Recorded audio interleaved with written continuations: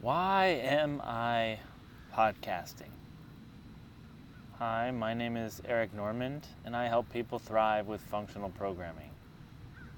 So I got a comment on a YouTube video the other day, a couple days ago.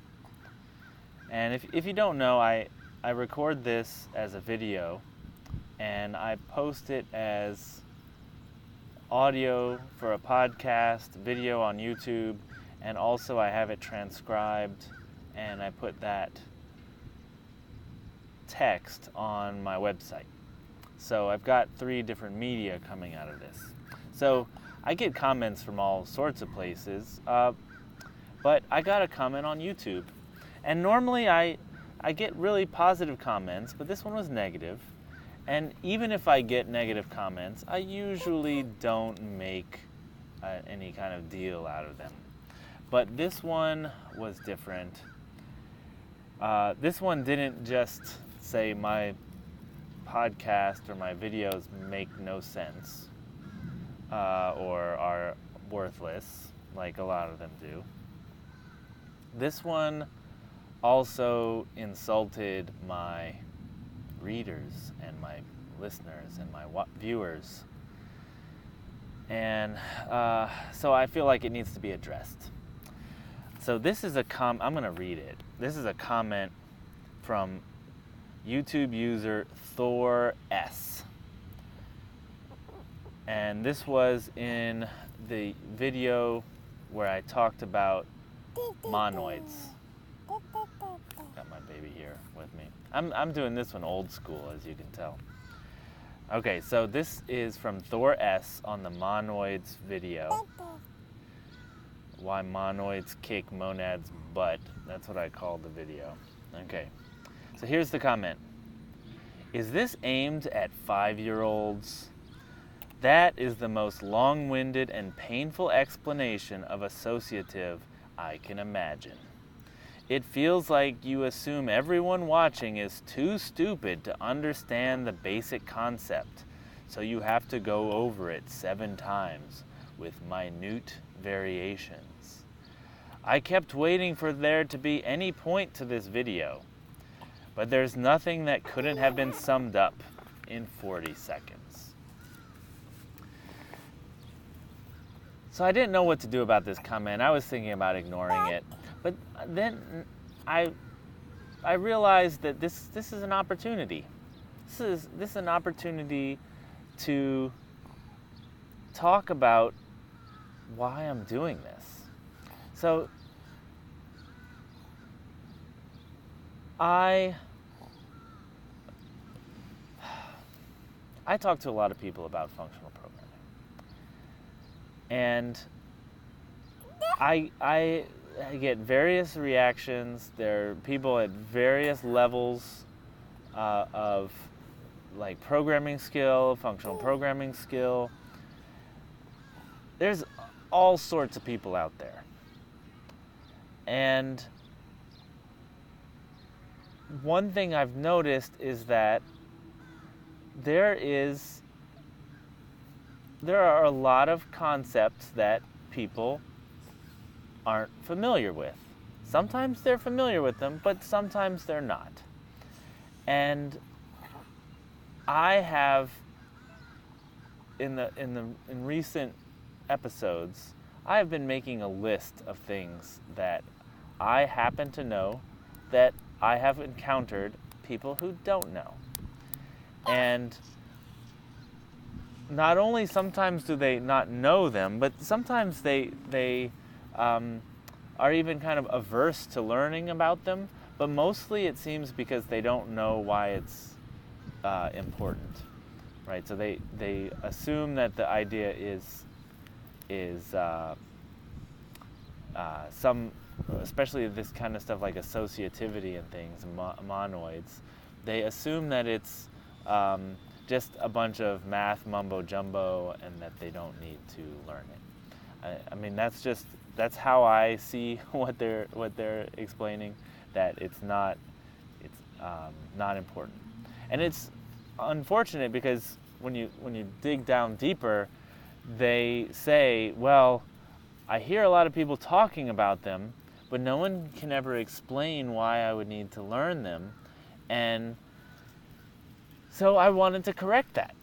I want to explain it to people in a basic way, in a way that makes it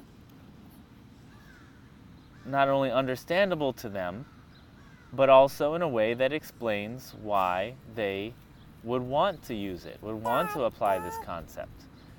You know, unfortunately, a lot of people had bad experiences in high school when they learned about associativity. It got very confused with commutativity, and it wasn't put in any kind of context. So even though they might have learned it, you know, they're smart people, they might have learned it well enough for the test, but they happen to like never think about it again because it never came up, or they never thought it came up again. They didn't have enough context for it. So that's what I've done. I've made a big list of things, that concepts and ideas, and I try to put context around them. And I try to apply the teaching techniques that I know. And one of the teaching techniques is make things concrete, and another one is repetition. Like, you're not gonna get everybody with one single explanation. So 20% of the people might get it on the first explanation, another 20% get the second one. So you repeat stuff in different ways so that it picks up people. And plus, repetition is the way we learn. You hear it once, maybe you remember it twice. Okay, it's more likely you remember it the third time. You're picking up different nuances in it, and now it clicks, and you have a more solid understanding, and it's going to stick in your memory. So these are basic teaching techniques. They're human. They're just the way humans learn. And so, to answer the question, am I explaining this for a 5-year-old? No, I'm explaining it for people. I'm sorry if you already know this concept and listening to me talk about it is somehow insulting to you, or I don't know, makes you have some pain. I'm sorry, just stop the video, right? You don't have to watch it. You don't have to listen. But there are a lot of people out there who don't know these things, and I am trying to teach them to them. Okay? Mr. Thor S. So, could I have said it in 40 seconds? Yes. But not as many people would have remembered it. This is the case. And so I just hope that, there's like billions of YouTube videos out there. And if you don't like my video, that's fine. I don't care. That's fine. There's a lot of people out there who do like my videos. And there's a lot of videos for you to watch that you will like. So, chill out, dude. That's okay. You don't have to comment about it. You can just stop it. All right. So, be nice. It's fine if you don't like my video. Even if you say something like you don't like it or you make a critique of it, that's fine. But don't insult my audience about it. The ones who do like it.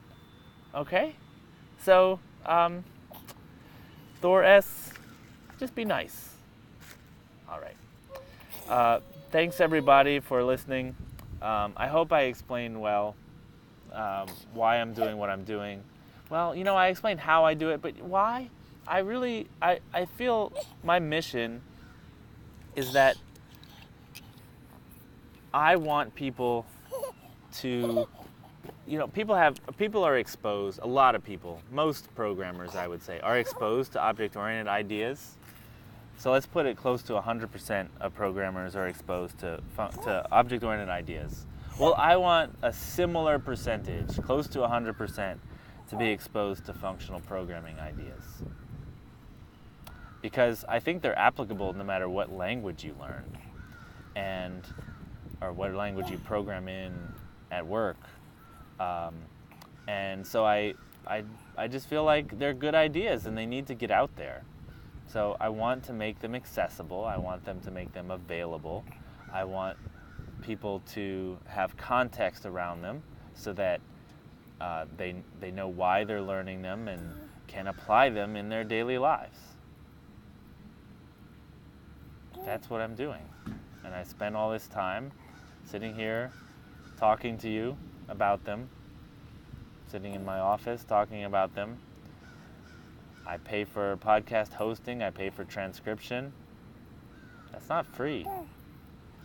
But I feel like the ideas need to get out there.